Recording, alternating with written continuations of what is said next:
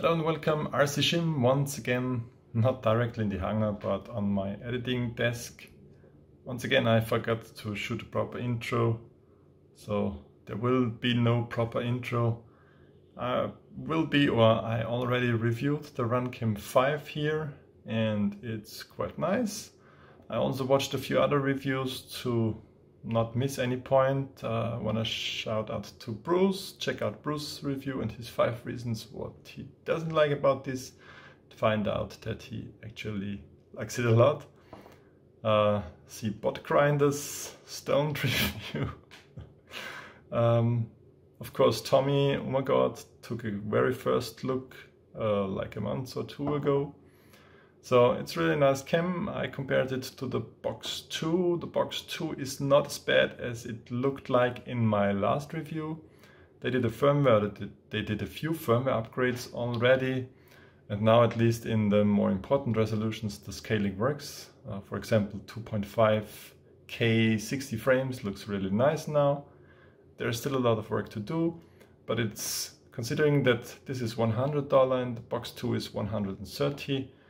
The Box 2 is definitely a good cam to consider. So just check out the differences, you will see them in my video here, and consider which action cam is best for you.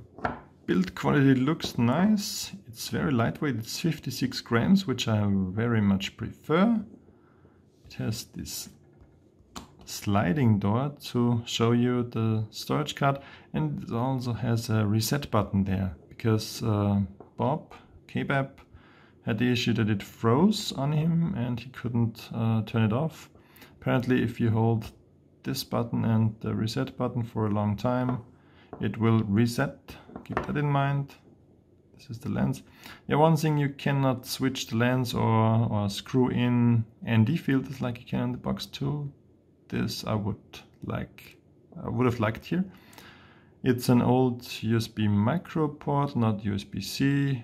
That's okay, I have a ton of those cables. Cooling holes there.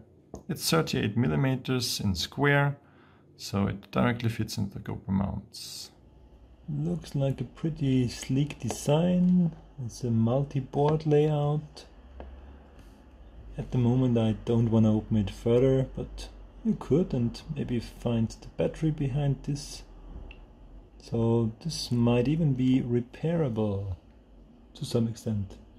To my disappointment, you don't get a lot of accessories to the Runcam.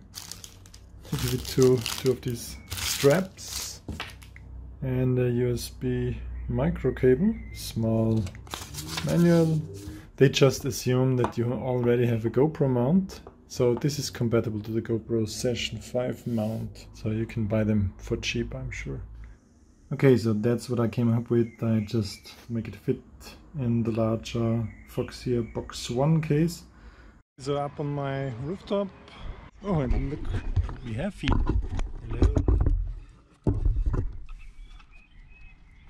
So using the GoPro 7 for vlogging and for comments, and the good mic, and my nice method of setting the Runcam 5. I could also use the app, but this way I can use the app for the Foxeer Box2 and the cheat sheet here for setting the camera resolution on the Runcam. One downside though of this method with my little cheat book here, as Bruce from RC Model Reviews pointed out, this QR code here also has the timestamp included.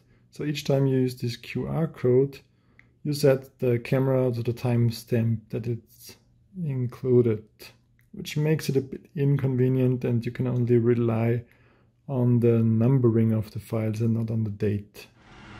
To set the Runcam, you have to double press the button and then scan the QR code. You then get 2 beeps which confirms the setting. This also means you have an SD card inserted, because if you don't have an SD card, it cannot store its setting, which it does in an INI file on the SD card. So if you just hear one long single beep, then please insert the SD card. So we have 4K 30 on both cams. Okay, so we see tree in evening lighting conditions. The sun is behind clouds.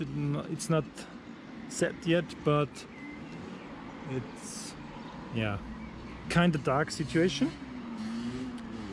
Good to see the dynamic range if available and how to see it handles this light. We will get some movement. We have no stabilization turned on those two cams.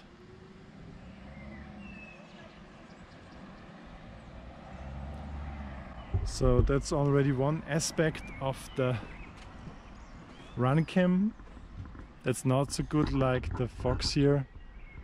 You don't have the option of an anti-shake or stabilization function, which you won't need on a quad normally. The Runcam 5 is just designed for quads and for being used in GoPro mounts, whereas the Foxeer Box2 maybe can also act as an action cam for other things, like being mounted on a helmet cam or on a chest mount or something like this with a bit of stabilization. Of course, the stabilization is nothing as good as GoPro Hero 7. So we will compare walk movement here in 30 frames and kinda see how good the stabilization is. Don't use a gimbal. I just walk, try to capture something for you here. Busy gas station down there. Yeah. So what do you think? How good is the Box2 stabilization in comparison to the really awesome GoPro 7 stabilization? So that's what it looks like to hold it with one hand as stable as I can while riding my bike. You see, it's not, these days it's not really nice driving around without stabilization. So for shots like this you need stabilization on board. In best case, get the GoPro 7. You can also try the Foxeer Box2 if you're on a budget. Okay, so that's not a good comparison or a fair comparison. That's also not stabilized, but it's in a more stable environment, in a car, in a dashcam situation. That must be one of the longest eucalyptus tree alleys, by the way. It's on Rhodos, Greek island. Very much enjoyed it. This footage is color graded a bit because I recorded it in flat colors, which look ugly but give you more potential. And those hundreds of years old olive trees, they are just so nice. Oh, I already miss this island. We had a rental car there. Yeah, very much fun. This is the road to our hotel. And it's really a good idea to go there in June. Okay, once again I've set the Runcam to 1080p 60, which is not a good idea in low light anyhow. And we will leave the auto low light away. I have wide dynamic range and H.265 on the Foxeer. That's another thing, on the Foxeer you can use H.265, which is just a better codec. It uses less disk space by giving you the same amount of image quality. I've heard around 25 or 30% less of file size while still having the same image quality. 1080p 60 is a weak spot for the Foxeer Box2 because even with the newest firmware which I installed today, the 1080p 60 still scales ugly, whereas the other resolutions like 2.5K 60 and whatnot, they scale better now. A lot of you guys ask why I don't use a copter to see the cam in its natural application. Yes, I will also fly with a copter, but to showcase the image quality the best, it's the best idea to have a static shot, because bitrate is not important here, or not so important, and you can transfer the image quality better over YouTube. So that's the reason why I prefer quite slow, smooth movements for my camera comparisons.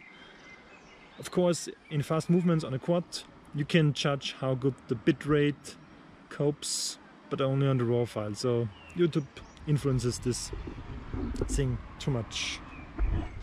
So let's try to capture those fantastic clouds. They look quite good on the preview of the Foxeer, and that's I don't want to collect advantages of the Box2 all the time, but another advantage of the Box2 is, however, the Wi-Fi link and the possibility to preview it on your phone, because on the Runcam 5 you just have no preview. So Runcam 5 is very basic, which can be a good thing because you don't have to have Wi-Fi on it. It's very basic in what it needs to do right, and if it just works on your copter, this can be a good thing. And I really love the easy way to set up this thing, like with my printed resolution cheat sheet or even with the app. So yeah. So how are those clouds in comparison? Scaling of the Runcam 5 is better here than the scaling of the Foxeer Box. This goes as far as I would not recommend using 1080p 60 on the Box2 yet. Maybe they can fix it in firmware, but I don't know. But you can move to the higher resolutions that also supply 60 frames, like 2.5K at 60 frames. And if you want to use 1080p 60 video, you just scale down in post-production, which it gives you bigger files. It is a bit more work for your CPU on your PC, but yeah, it is possible. Passing you over to the next Schim, which will be walking around in his hometown, I guess, filming the river as usual.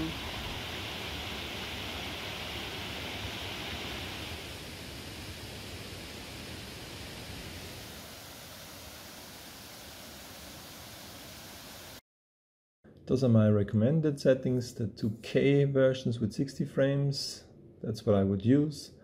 The box looks considerably better here with higher bitrate.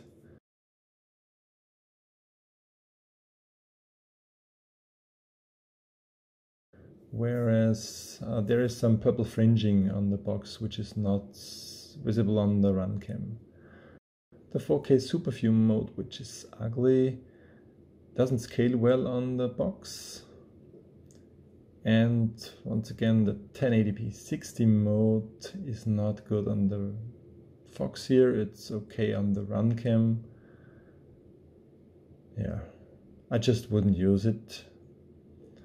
And the 1080p 60 superview mode isn't worth much either.